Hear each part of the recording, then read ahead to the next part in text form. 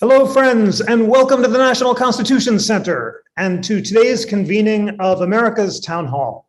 I am Jeffrey Rosen, the president and CEO of this wonderful institution, and let us inspire ourselves for the learning and light ahead by reciting together the National Constitution Center's mission statement. Here we go. The National Constitution Center is the only institution in America chartered by Congress to increase awareness and understanding of the U.S. Constitution among the American people on a nonpartisan basis. We have some great shows coming up. On November 30th, we will take a deep dive into some great new books on Lincoln and the Constitution. On December 8th, we will discuss the intersection of poetry and the Constitution. Oh, I'm so looking forward to that one, as to all these programs. And on December 15th, Bill of Rights Day, we'll explore the meaning of equality throughout American history. To register for those programs and check out the phenomenal scholars and thought leaders who are joining us for them, visit us at constitutioncenter.org/debate. We'll take questions throughout the program, so please put them in the Q&A box. Before we begin, I want to take a moment to thank our friends at the SNF Agora Institute at Johns Hopkins University for their continued collaboration on our series of conversations about how to restore the guardrails of democracy. And I'd also like to thank the Stavros Niarchos Foundation and Mike and Jackie Bezos, whose support makes these programs possible. And speaking of support, if you'll allow me one beat on this, I'm excited that we've just launched a new crowdsourcing campaign to support our We the People podcast and our Live at the NCC podcast, which rebroadcast the audio feeds of all these great programs. And you can contribute to that campaign, where every dollar will be matched up to $234,000 to celebrate the 234th anniversary of the ratification of the U.S. Constitution. And that's at constitutioncenter.org/we the people. Please show your support for these wonderful programs by giving a donation of any amount, $5, $10 or more, at constitutioncenter.org/we the people. And now it's a great pleasure to introduce our panel. We have three of America's most distinguished scholars of presidential power, and I know it's going to be a wonderful conversation.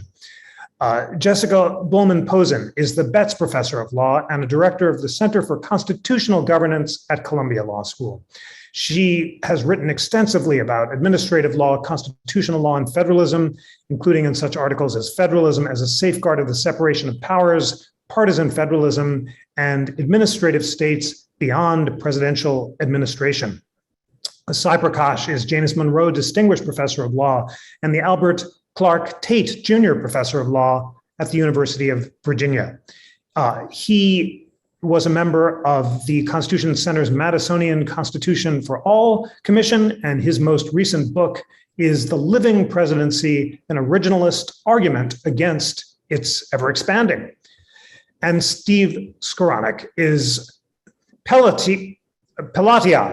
Parrott Professor of Political and Social Science at Yale University.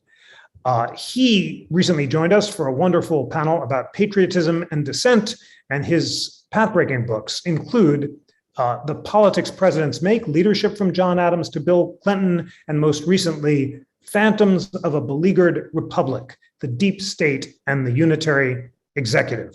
Thank you so much for joining us, Jessica Bulman-Pozen, Saikrishna Prakash, and Steve Skowronek. I think I'll start with you because the title of your most recent book so clearly encapsulates your thesis, and I think it'd be great to put it on the table so your colleagues can respond.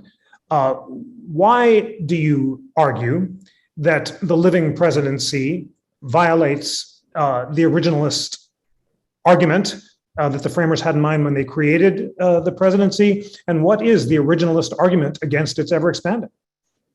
Well, it's great to be here with you, Jeff, at America's Town Hall, and of course with Stephen and Jessica as well. The book that you kindly mentioned is a book that tries to describe why the presidency has expanded over time and how it's expanded. And so where it's expanded, I talk about law execution, foreign affairs, and the commencement and regulation of warfare. And the latter category is very familiar, that the president has basically seized the authority to wage war without congressional authorization. And even when Congress does authorize, the president is very aggressive in reading those statutes to cover situations that Congress has not quite contemplated in its authorizations to use military force. And so that's part of the reason why we're fighting both Al-Qaeda and ISIS under an authorization to use military force. And then I think the other big area is law execution. The president is basically a creature of laws in the sense that he's supposed to execute the laws.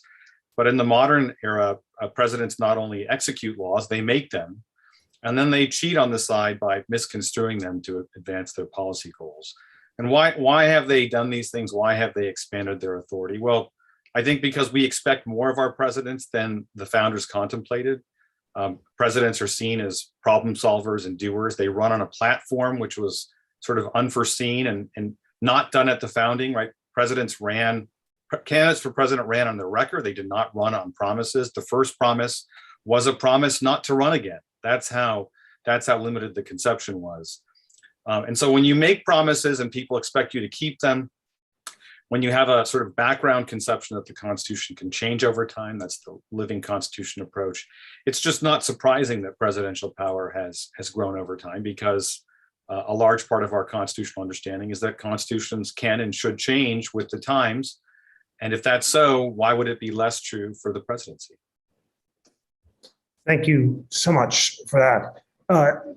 Jessica Bulman-Pozen, your important scholarship argues that the growth of the administrative state in particular is not simply a result of presidential power grabs, as some argue, but a result of an acquiescence of congressional delegation, presidential acquiescence and accumulation, and judicial acquiescence as well.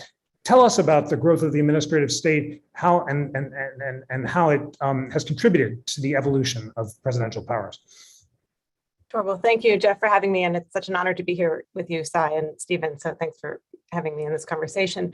I think what I would say, and in response both, Jeff, to that question and also to the points that Sai was just leading with, is it's true that presidential powers have expanded over time and that presidents are doing more now than we would have maybe expected 200 years ago. I think that's inevitable. But I think an important piece that may be missing from some framings of that conversation is not just that Congress has acquiesced, but in fact that Congress has constructed an administrative state, and that to the extent we're worried about presidential power, we shouldn't be worried in the abstract about presidential power as such, but we should be thinking about how presidents operate within a system that has been created by Congress and that should still be superintended by Congress. So, for example, in recent years, we've seen a lot of arguments, and I think Sai was maybe alluding to some of them, about trying to constrain the power of the president with respect to the administrative domain. So saying presidents shouldn't be making laws or shouldn't be making policy. Now, I think there are times when that argument may be availing, but as a general matter, because Congress has created a vast administrative apparatus, many agencies over which the president has at least some ability to engage, to direct, if not outright control administrative action, right, then we should think first about, well, what has Congress said here? And if Congress has said, among other things, which it often does, that it wants to have either presidents or agency officials making certain determinations, that's not just a matter of broad presidential power, but it's a matter of Congress using the power it's had since the founding and increasing in the years since the founding to create our government, to structure our government. And then we should worry more, I think, to the extent we're concerned about presidential power, about what the back end checks might be on that. So maintaining, and maybe in ways we can discuss in this hour, maintaining ways that Congress can be involved beyond that initial construction of the administrative state, to have oversight responsibilities, to have control over what is happening with the administrative power, and then also to think about Congress creating certain checks within that administrative domain, whether through states, which I've written about, as you say, or through agency officials or through others. And I think actually those are the checks that the unitary executive theory, and that those who are often pointing to originalist conceptions of the presidency actually oppose, but in my mind seem the most promising ways to restore the sorts of checks and balances we should all be interested in. Thank you so much for that. Thank you for putting those important reforms on the table, and look forward to a discussion of them in a bit. Stephen Skowronek, your new book, Phantoms of a Beleaguered Republic, the Deep State and the Unitary Executive, has another very clear and as well as engaging title, and in it you argue that the convergence of these two factors, the deep state and the unitary executive under the Trump presidency in particular, has transformed the presidency. Tell us more about the thesis of your book. Yes, well, thank you again. Thank you for having me. So our book was interested in the interdependence of these two concepts of the deep state and the unitary executive. These are conjectures, both conjectures, I think, and but they haunt the shadows of the Constitution. And for most of our history, they were repressed by informal arrangements that produced a kind of modus vivendi between president and Congress and the executive branch. But in recent years, given the current system of presidential selection and the drive of presidents, as I was saying, the drive of presidents to change things and to change things quickly and to work those changes through administration, that exacerbates this subterranean tension that's always there between a deep state and a unitary executive. So a president who's driven to change things through control of administration will evoke resistance from the administrators because they've been endowed with formidable powers or authority by the Congress to resist impositions. And by the same token, that resistance will draw out the president's claims to represent the people and to subordinate administration to the executive power.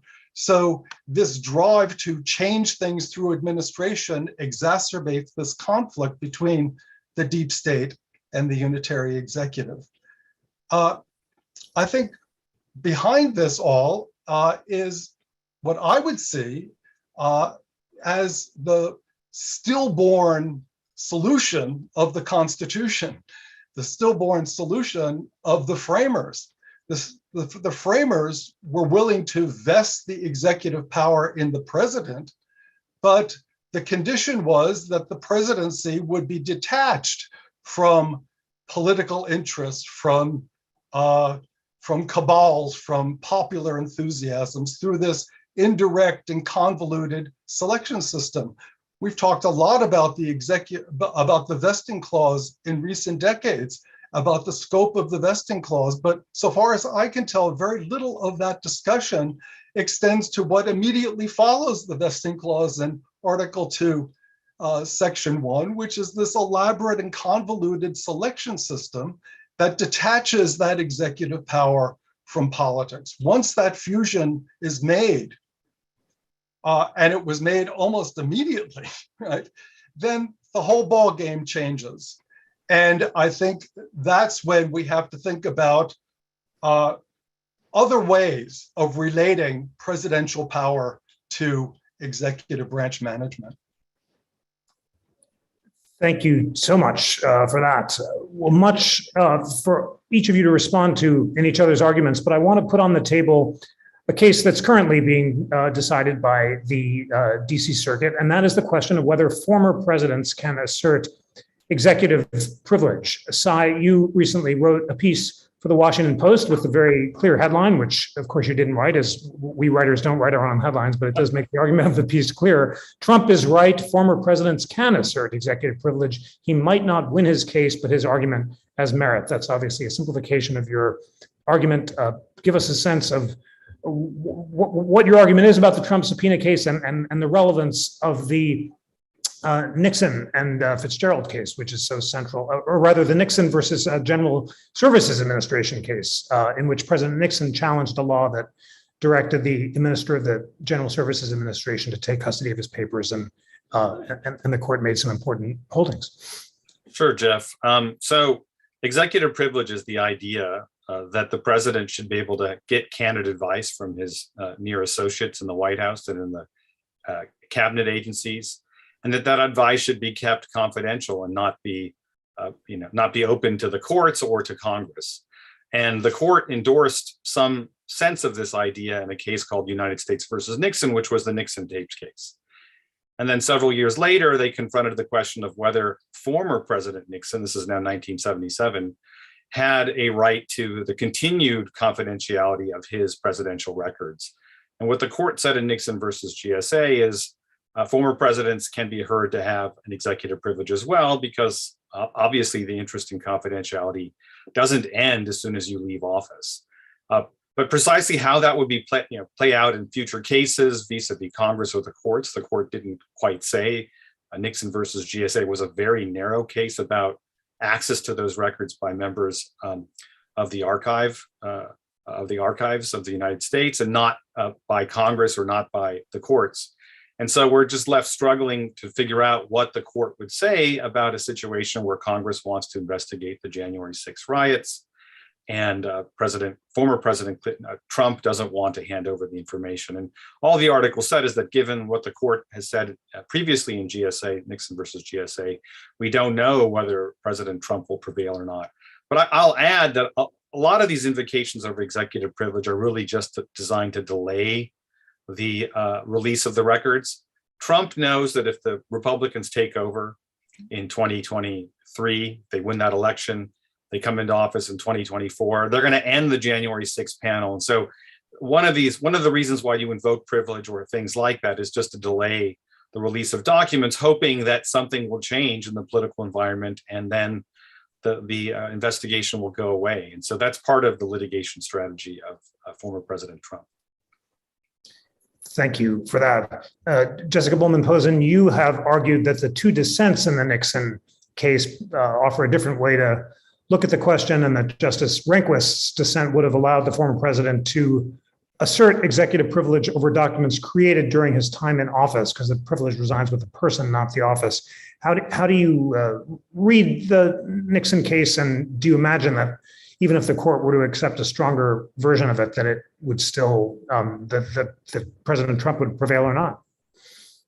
Yeah, thanks, Jeff. I think that's actually a good example, akin to not writing one's own headlines, of giving a long quote and then having a little tiny piece of it actually quoted in the source. So I think what I was trying to get at in discussing these cases with respect to the past president versus the current president, or the president as a person versus the president as an institution, the presidency, is just to think about these inevitable tensions that are going to keep arising, but both what the court has said about them and how we might think about them. And my own view, looking both at the Nixon case, that litigation, including not just the dissents, and as well as the broader principles of separation of powers and executive privilege that may exist, is that there is executive privilege that can be claimed by the presidency, but really it is the current inhabitant of the office who's in the best position to make those determinations. So I think we have, on the one hand, the dispute between President Trump and President Biden, where I think President Biden is the person who is authorized at the moment to make these decisions. But it's also just important, I think, in this context to recognize, and this I think maybe speaks a little bit to Stephen's point about the merger of sort of the constitutional structure with a certain kind of politics,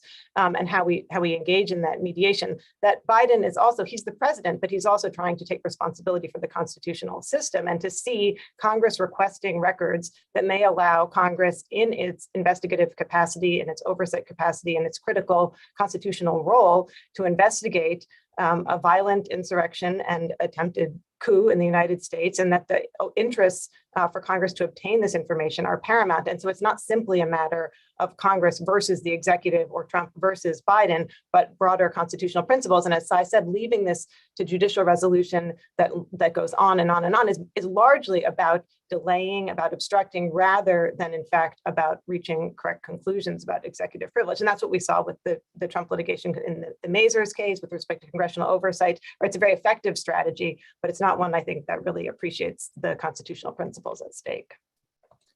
Thank you so much for that. Steve Skowronek, Bobby Dunham asked, can you please explain exactly what you mean by the deep state? And then as we begin to address possible reforms, I want to put on the table legislation proposed by House Democrats called the Protecting Our Democracy Act, which would make it harder for presidents to refuse to respond to oversight subpoenas, to make it harder for them to bestow pardons in situations that might raise suspicions of corruption, harder to secretly freeze funds contrary to congressional appropriations, to fire inspector generals. and to take emoluments while in office. Your view, not so much on this as a policy matter, but on it as a kind of the kind of congressional oversight that might be salutary or not. Well, first on the deep state, I would like to make a distinction between administrative depth as an asset to the state, something that underwrites competence and stability in administration, and the deep state as a kind of conspiracy against the presidency. That line was blurred during the Trump administration, but I think it's worth holding on to. One of the important questions is how can we protect administrative depth at a time when we have candidate-centered campaigns and presidents who claim mandates to change things quickly, if not immediately, and using the administrative arm of the presidency to make those changes as quickly as they can. So that has a tendency to strip away depth, strip away the insulation, the protections for scientific integrity, for professionalism, for neutral advice in administration, that mobilized plebiscitary presidency is driven to strip away administrative depth. And I think that's not just President Trump. And so I think that making this distinction between the deep state as a kind of conspiracy against the president's mandate and administrative depth as a valuable resource for a state is a critical one to make, especially now, and to figure out how we can protect administrative depth against the predations of an overreaching presidency. My view on the Protecting Our Democracy Act, I think that a lot of these reforms are useful as far as they go. I like the whistleblower protections, the greater protections for inspector generals, the restrictions on spending and presidential spending and freezing without congressional authorization. I like the reining in of the use of acting appointments. I think that these are really useful things, but this whole reform effort strikes me, useful as it is, as a kind of a series of whack-a-mole responses to Trump-era transgressions. It seems to me that Trump was pushing on an open door. He seized an opportunity in the current configuration of presidential democracy. The problem lies in the arrangements that preceded Trump and that made Trumpism possible.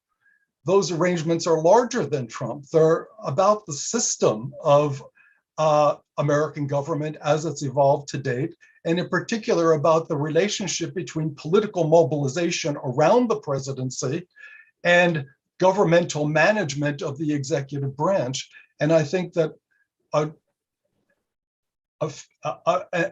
effective reform program that's going to protect us in the long run is going to have to reconfigure that relationship, the relationship between how we mobilize and how we manage. Thank you so much for that. Well, let's now focus on each of your suggested reforms. Prakash, rather than a kind of what Stephen Skowronek just called a sort of presidential whack-a-mole, you argue that the Trump presidency reflects larger trends that have expanded executive power, from the failure of presidential accountability, the expansion of presidential war powers, the presidential role in foreign affairs, the president's role in legal execution, and unicameralism. And then you have a series of very specific and provocative reforms in your new book about the presidency. And I'll just start with them and let you highlight some of the ones you think might be most important, from checking the president's principal advisors, augmenting congressional staff, stop delegating legislative powers to the president, ending signing statements, reining in executive privilege. Give us a sense of some of the reforms that you'd like most to share with our great America's Town Hall audience. Well, I want to echo what Stephen said. President Trump was singular in many ways, but I don't believe that the issues that we're talking about, or at least the ones that I'm talking about, really began with Trump.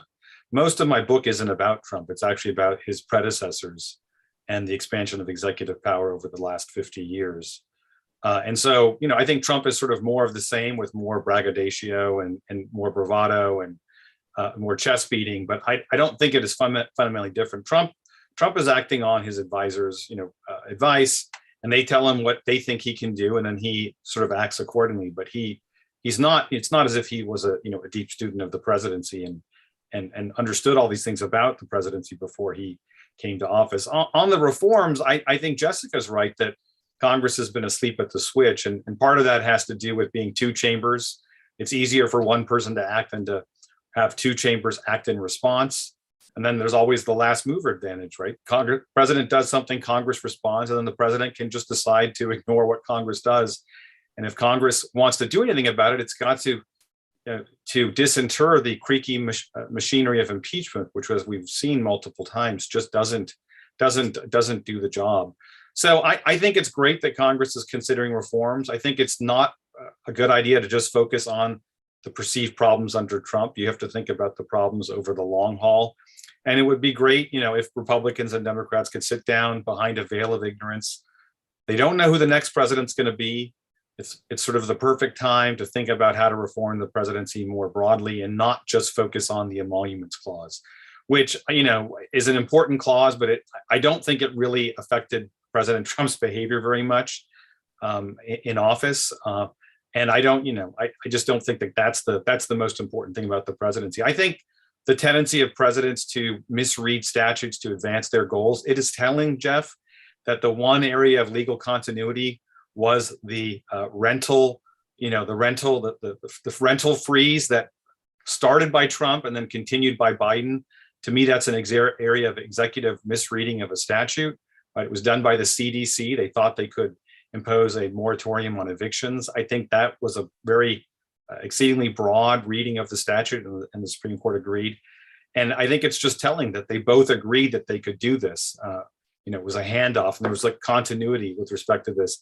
There's just too much of a sense that the president both has legal authority to write regulations, or the executive branch more generally.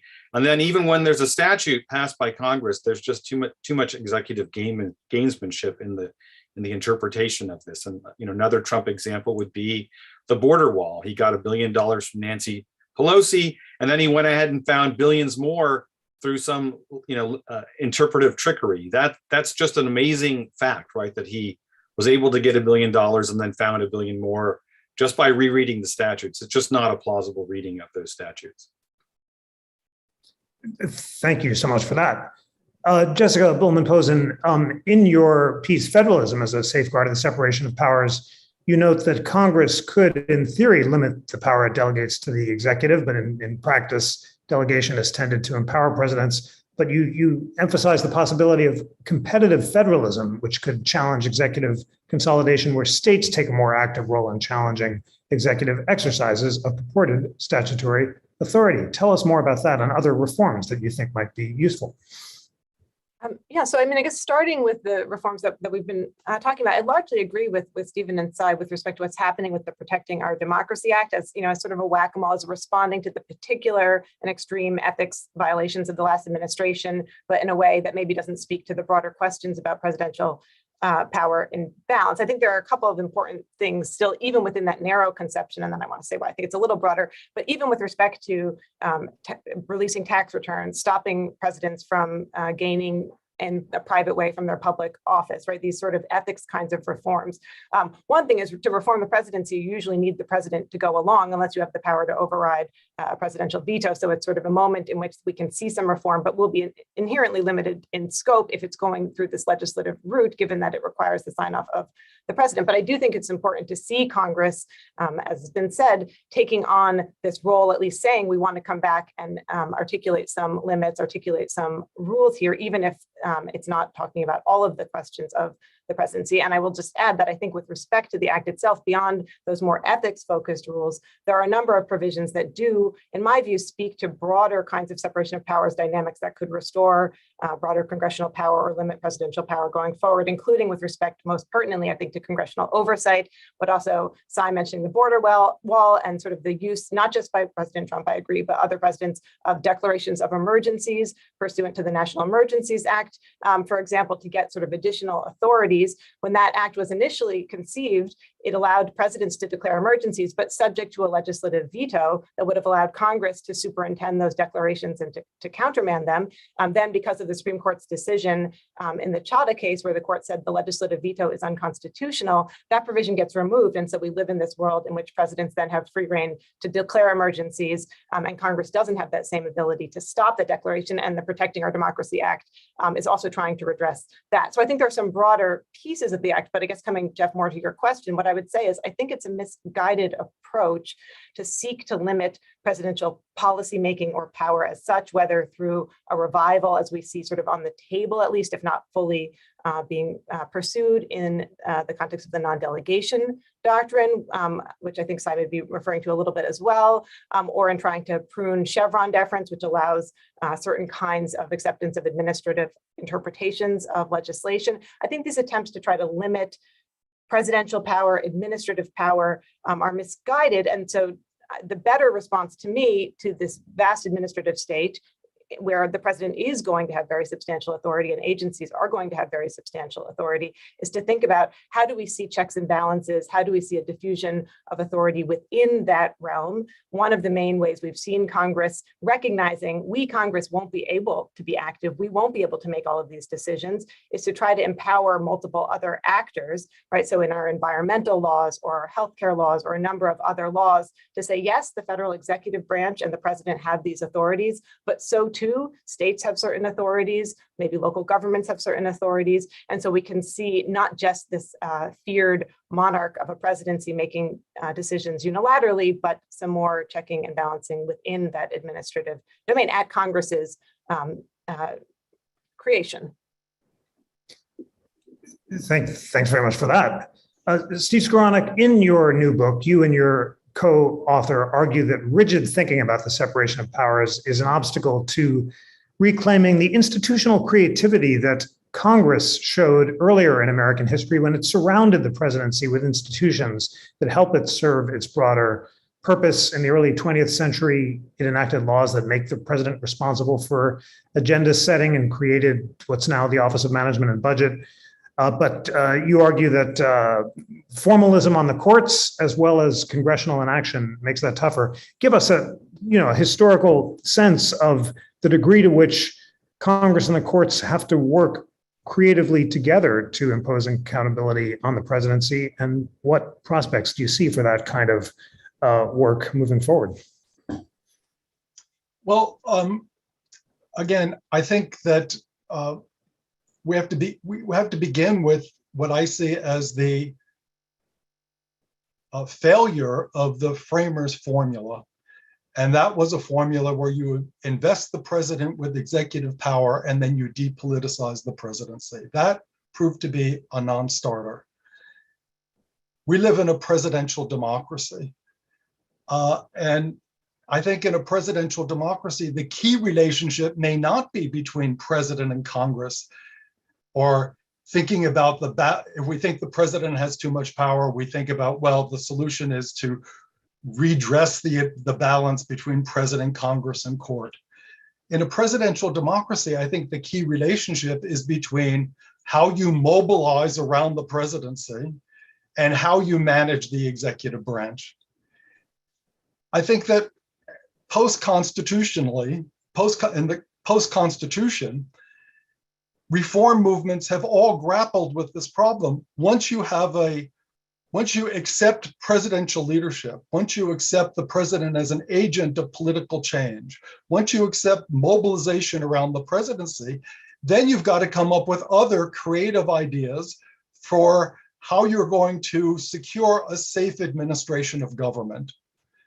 One thing that the framers understood was that a politicized, mobilized presidency is a threat to the stable administration of the laws. One thing Hamilton's nightmare was a politicized presidency. He said this portends a disgraceful and ruinous mutability in the administration of government. Every insurgency, at least up until recent times, has understood that if you're going to have a politicized presidency, you've got to find other ways to insulate administration, or at least to make administration a more cooperative enterprise. So the constitutional solution, post-constitutionally, has been to relax the separation of powers and to make administration a more cooperative enterprise. We see this early on. I think with the 12th Amendment, the Jeffersonians immediately slap on congressional nomination of the president. They put the Congress becomes the first mover in presidential selection. The Constitutional Convention had spent a lot of time trying to figure out how to get the Congress out of the business of presidential selection. After that, convention nominations, coalitions of local party machines would control the presidency. After that, the progressive era, separate politics and administration, insulate the administrative arm from presidential politics. In recent times, all of that has been stripped away. We're left with candidate-centered mobilizations, and worse than that, a stricter reading of the separation of powers. Everybody's doubling down on the separation of powers. Everybody wants the president to control the executive branch. This combination of a stringent reading of the vesting clause with our current system of selection produces exactly what the framers were trying to avoid, which is a personalized, politicized, charismatic presidency. So if I was thinking about reforms, I would think about ways to reconfigure the selection system, right? To make it less a vehicle for personalized power, to figure out ways to make the presidents, to depersonalize presidential power by bolstering collective controls on presidential elections. Would strengthen parties, first and foremost, as we have a lot of partisanship in American politics. We have pretty weak parties. To make parties, again, controlling agents over candidate selection. Things like that, I think, would go a lot. These are systemic changes that I think would go a long way toward depersonalizing power in the American system now, which I see as the most serious malady of the current arrangement. Thank you very much for that. Sai, I'd love your response to Stephen's very provocative statement, which although I suspect that you might agree with the goal of depersonalizing presidential power, but perhaps not with the proposed solution of a less strict approach to the separation of powers. So what's your response? Well, I mean, I think it's interesting that I think two of my co-panelists don't believe that stripping away power from the executive isn't the solution. If I hear Jessica right, she thinks, that we should continue giving administrative agencies and therefore, in my view, the president authority to create laws. And I think Stephen thinks, the way around this is to strengthen the parties. And I think, I certainly would agree that if the parties were stronger, they would perhaps serve as a check on the presidency. But I've been an advocate of the unitary executive, but I understand the unitary executive to be a claim that the president controls law execution, not regulation. And if Congress wanted to, it could strip away the regulation from the executive branch and create some other entity that would create all these rules. But insofar as prosecution is concerned of these violations of the law, whether created by Congress or elsewhere, the unitary executive claims the president gets to superintend that prosecution. And as far as the bureaucracy goes, it's interesting. I think the president effectively controls the bureaucracy, but it's either right away, as with the cabinet, or 2 years down the line. There's an interesting piece by my friend at William and Mary, whose name is escaping me now, who's written that with the passage of time, the president ultimately controls all of these bureaucracies sooner or later. And so the main effect of these so-called independent agencies and the staggered terms that they have is to just delay presidential control of those bureaucracies as well. And so I don't see the point of that. Eventually, President Biden will gain control of the independent agencies by appointing a majority of the people on those panels, or a combination of Trump appointees who are Democrats with Biden appointees. So I don't really see what the point of the independent agencies are in the modern era, when the presidents inevitably will control them after some passage of time. So I don't think that the unitary executive is the problem in the way that I think Professor, in the way that Stephen is saying. Thank you for that, Jessica, because this is such an interesting colloquy. Where do you come down in this discussion that Stephen and Sai are having? Yeah, so I mean, I think I certainly agree with Stephen's point that when we think about the balance of power, separation of powers, we need to think about the broader ecosystem in terms of how presidents are being selected and trying to look at that focal point. I mean, I think generally with respect to this conversation, we should be thinking also about protecting representative institutions, protecting the right to vote, protecting democracy. That's all part and parcel. We can't just think about the institutions themselves. But with respect to these questions of balance of power, I think it's not surprising, of course, that Sai has a more nuanced and sort of careful take on the unitary executive than we often see in political discourse or even in judicial opinions. And so I think to the extent the unitary executive is being mobilized, it's really to say the president must have control over the administrative state, full stop, not just sort of pieces of it, which really sounds quite president aggrandizing and can be. And we've seen it in recent cases about appointments and removal, especially, which speak to Sai's concern about our independent, agencies independent anyway. They're going to be less independent, of course, if the president just automatically has appointment and removal powers of the sort the Supreme Court has been looking to lately. But what concerns me, and this is why I've looked to the states, for example, rather than independent agencies, to try to find places where we have true separation, true independence, and not just a sort of contrived political relationship between agencies and the president, but other sources of regulation, other sources of interpretation that are not bound up with presidential power, even if not in a strictly constitutional sense. But I still think that trying to limit this administrative domain, I think this is what Sai is calling, my view that the president should make law. I wouldn't call it that, but I think this idea that Congress can, in fact, delegate substantial authority to the administrative state, that agencies, and again, perhaps in conjunction with the president, but perhaps in conjunction with other actors as well, can interpret those delegations and can set policy, I think is a sound constitutional approach, even with respect to the founding document and certainly with development since, and it's a sound policy approach. And so it's not to say there's no concern about checks and balances, about constraining presidential power. I think there absolutely is, but to my mind, it has to come from different places. Thank you very much for that. Well, there are so many great questions, and it's time to address them.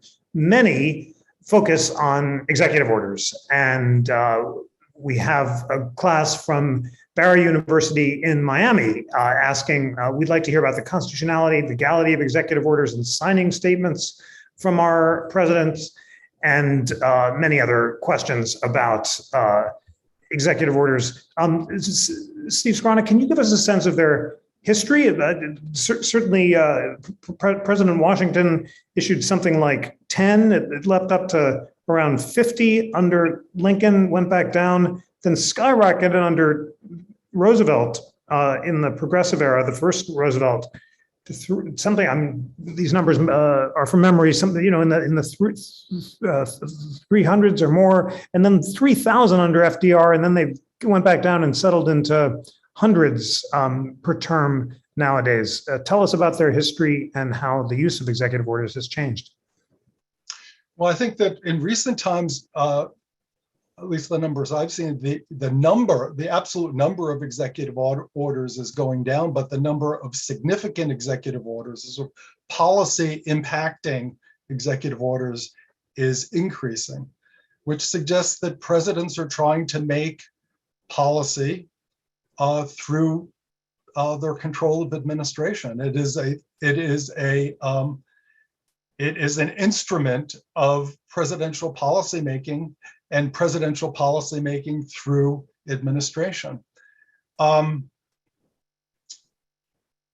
So is this a problem? It's a problem only to the extent that the president what does the president represent? If the president simply if the executive branch simply becomes an extension or a representation of the strong arm of the president's personal party, then I think that's a real problem, because the executive branch, as I understand it, is the embodiment of the collective commitments of the federal government. And to turn that over to the president's personal following, I think that's the framers' nightmare. Again, I'm sorry to hammer on this single theme, but I think that the issue is how do we depersonalize presidential selection? How do we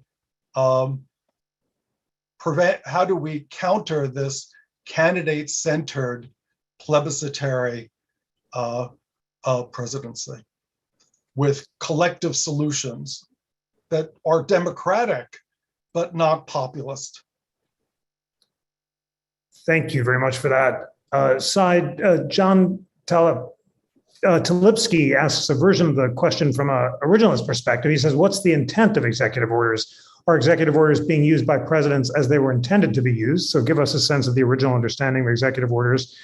And then maybe, do you agree with Stephen that the office should be depersonalized? And if the use of executive orders is the framers' nightmare, what is your solution? Because I think it is different to some degree than Steve's. So for John's question, there's no phrase in the Constitution, executive order. An executive order, I think, in the modern era is the president directing executive officers to do or not do certain things. And they're legal or not, depending upon what they order them to do or not do, right? And so every executive order should just be understood as a directive to lower officials to do something or not to do something. And they're controversial because it turns out that in the modern era, presidents have a lot of statutory authority, and they vigorously flex that authority in legal and illegal ways. And so when you think about an executive order, don't think about the vehicle. It's just an order. If the president issued a letter to the bureaucracy and it said the same thing, it would be just as good or just as bad. So every executive order is to be sort of read and understood by virtue of its legality, not the guise or garb that it takes. But I think that the reason why we're so disquieted by it is that you see every president come into office and issue 20 or 30 executive orders, changing or reversing some policy of the previous presidency. And it's precisely because they have broad authority under the statutes, or they claim broad authority under the statutes, that things like abortion policy and other sorts of things change in radical ways once they come into office. So they are disquieting, but it's not because of the vehicle, it's because of what they contain. Thank you for that. Jessica, Barry Beath asks, are executive orders a method of making a more efficient process or allow the president to get around Congress in driving policy? And then you're writing about the complicated interactions between Congress, the states, and the presidency. Would executive orders allow the president to circumvent efforts by the states, for example, to engage in the kind of oversight that you think would be good? So, I mean, maybe, and I hate to give a sort of maybe kind of answer, but I agree with Sai's response here, which is that we have this sort of rhetoric of executive orders that suggests there is something about the form itself that is suspect, whereas in fact, it's the content that is the question, and so it's variable. And I think one thing we actually see often in executive orders is not even an order, but sort of a suggestion or a request to other parts of the bureaucracy or to other government actors. It could even include, usually doesn't, but could include those outside of the federal government. And I think this is a place actually where Sai's point before about maybe Neil Devin's paper and the independent agencies and not so independent really comes to bear. It may not matter on the ground that much whether we have a president ordering in the sense of purporting to give a legal command versus simply requesting if in fact we have political polarization such as it is, partisan alignment such as they are, a presidential presidency that's sort of personalized such as it is, where the administration wants effectively or government agencies want to comply with what the president is asking, regardless of whether there's an order there, which again suggests to me the need not only to think about what is the legal mechanism, what is the constitutional status, but also how are these operating in practice? practice? How are they operating on the ground? And are there other actors who can come in? So I think executive orders, as I said, have been an area where we've seen a lot of regulatory whiplash, a lot of back and forth from one administration to another. One thing, again, it's imperfect, but one thing that state involvement in some of these regulatory programs can do is to tamp down a little on that whiplash so that we have some more durability across time. We have presidents changing, but we may have states carrying out policies consistently across time. If you think California or you think Texas, we see some more continuity there, even while the presidency changes. So I think it's in some sense a mechanism outside of this executive order whiplash. Thank you very much for that. A historical question from Claire Jerry for Steve Skowronek. What has been the role for good or ill of the advancement of what Tullis has named the rhetorical presidency in these changes? Should presidential rhetoric be interpreted in a more originalist way? And you've drawn an important distinction between the powers of the presidency that invite transformative and disruptive action. Do we see both transformative and non-transformative presidents using rhetoric differently than they did at the time of the founding, or not? Well, I think that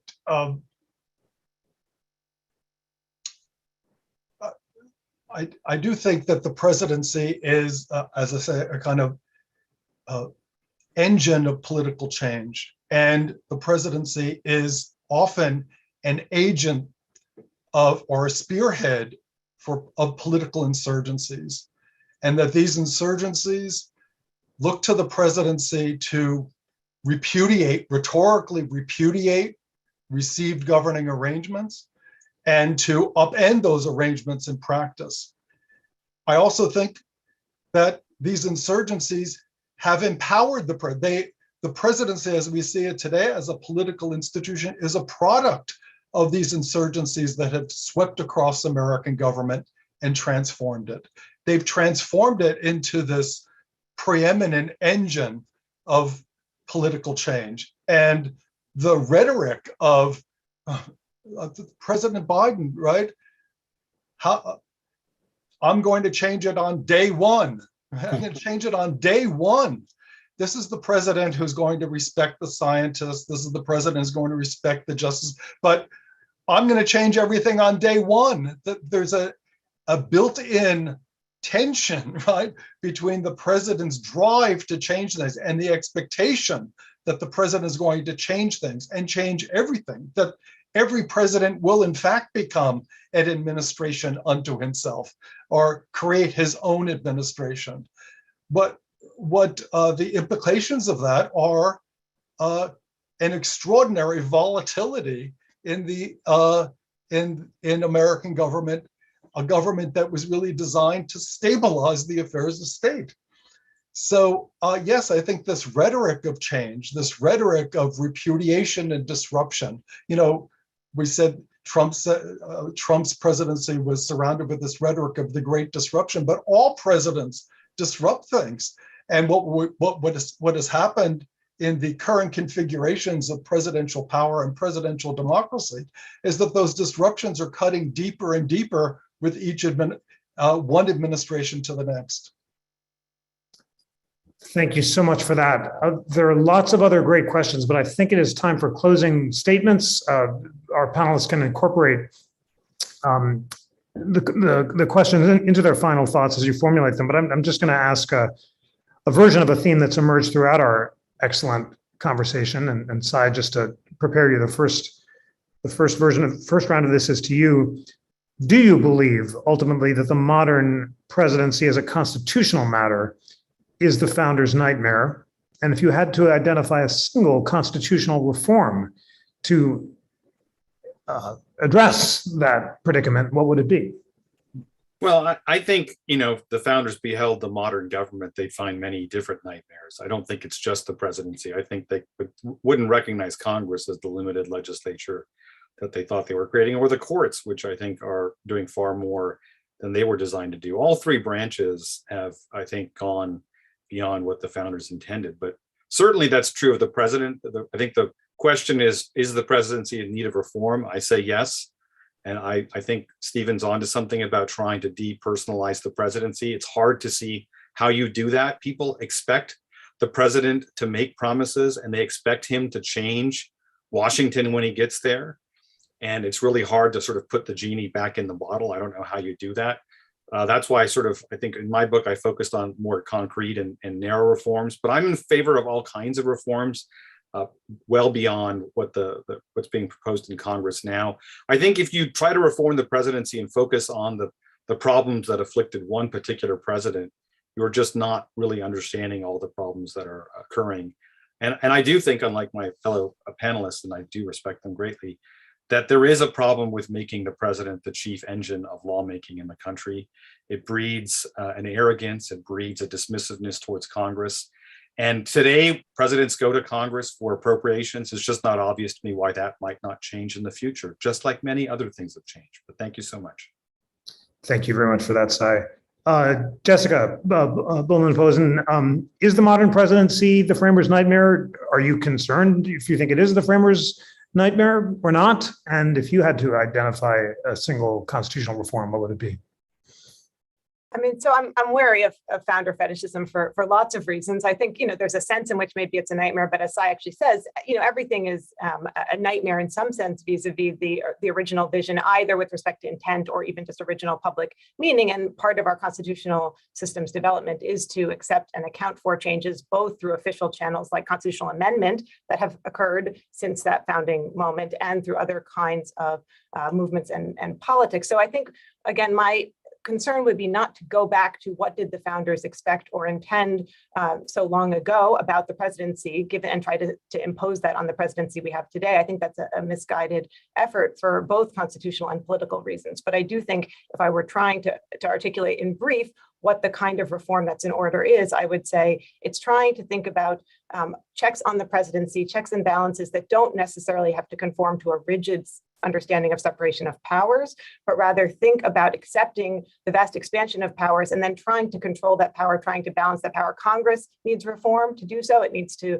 improve its own workings, its own capacity, its own ability to superintend the president at the back end, and the courts need to accept that kind of role as well. So I would think more in those terms.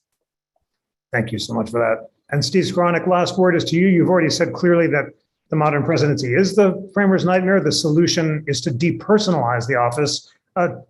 Tolu Amodora asks, is it really realistic to depersonalize the office of the president? So if you had to identify a single reform that realistically could depersonalize the office of the presidency, what would it be? Well, first, let me say that I don't think that there's any going back. I think that the framers' formula, presidential management without political mobilization, that was a non-starter. And the second thing to say is that all reform movements up until the present have understood that the framers, the constitutional formula is a non-starter. Now, that doesn't mean that they resisted or tried to impede presidential leadership or the politicization of the presidency. They recognized the politicization of the presidency. They promoted presidential power, but in the process, they pulled back presidential control over the executive branch. They all sought more cooperative modes of management of the executive branch, more collaborative modes of managing the executive branch. And what seems to me today to be the problem is that we're stripping away that collaborative mode of administration. We're stiffening the separation of powers. The president is stripping away this administrative depth, and doing that in the name of this kind of plebiscitary mandate, candidate-centered presidency. So I don't think that there are any magic bullets. I don't think that this is a systemic problem. I think it's a serious problem. I think the system is seriously out of whack, and there's not going to be one reform that solves the problem. But the good news is that we have rearranged the system fundamentally several times in American history. We've had several different systems, right? And we know how to do it. And we know how to do it. How to do it is by rearranging the relationship between the selection system, the mobilization system, and the management system, how you control the executive branch. By focusing on that relationship, not on Congress checking the presidency or the court checking the presidency, that has a pretty spotty track record. But a more systemic change in the relationship between how you mobilize the electorate and how the president manages the executive branch, I think that that would be constructive. And the reforms I would look toward are those that reorganize our parties to be more robust collective controls on the presidency, a reconfiguration of the selection system, and a reconfiguration of the relationship between the permanent government and the executive. And in each of those areas, I would look to make the politics less personalized and more institutionalized, to make it more institutional. So, there's a whole bunch of reforms that you could hang on that, but that is the basic thrust, and it's exactly the opposite direction of the current system. The current system is running hot in the direction of the personalization of power. And to suggest that we should arrest that sounds like you're anti-democratic, you're top down rather than bottom up or something. But I think that that really is the only way to restore presidential democracy in a way that would be safe and effective. Make presidential power less personalized and more institutionalized.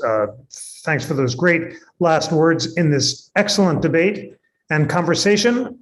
Thank you so much, Sai Prakash, Jessica Bulman-Pozen, and Steve Skowronek, for illuminating our understanding of the crucially important institutional changes in the presidency and ways that we might reform it. Thanks to our friends and partners at the SNF Agora Institute and the Stavros Niarchos Foundation and Mike and Jackie Bezos for helping the Constitution Center convene some of the great thought leaders in America, like the ones we've just been hearing from, to identify institutional ways of restoring the guardrails of democracy on a nonpartisan basis. And to all of you, thank you for taking an hour out in the middle of your day at the beginning of Thanksgiving week to educate yourself about the Constitution. It's so wonderful to learn with you. Thanks again